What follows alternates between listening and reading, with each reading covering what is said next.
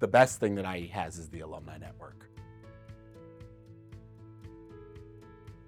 If you need something, you can turn to the IE community as a member of the community and say, I'm looking for this, I'm hoping to meet someone who does that. Another person in the IE community will drop everything to give you every ounce of support that they can.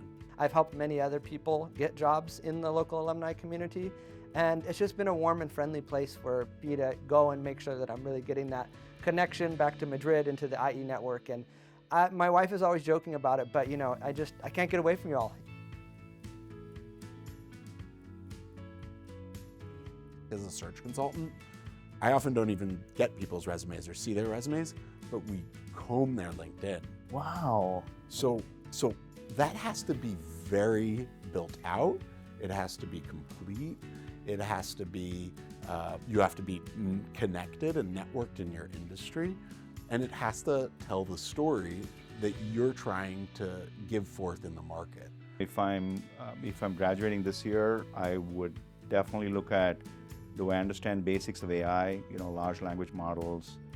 Can I apply it, in my own life, right? Like if I'm interviewing someone, one of the questions I ask them, tell me how AI helped you in your daily life.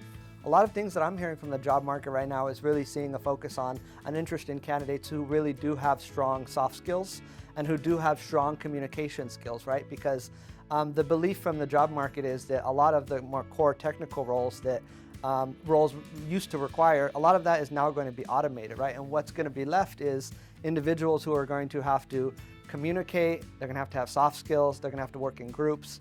And so they're looking for talent who has more of those type of abilities. People who have more well-rounded personalities are going to be more successful in the jobs of the future, right? Because you say like social interactions there's going to be a premium on social interactions. I think what you don't want to lose track of is what you enjoy doing and what you are good at.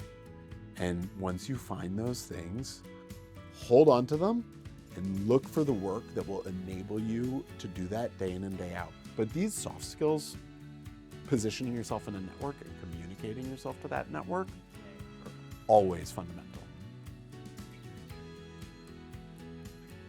I'm a very social person.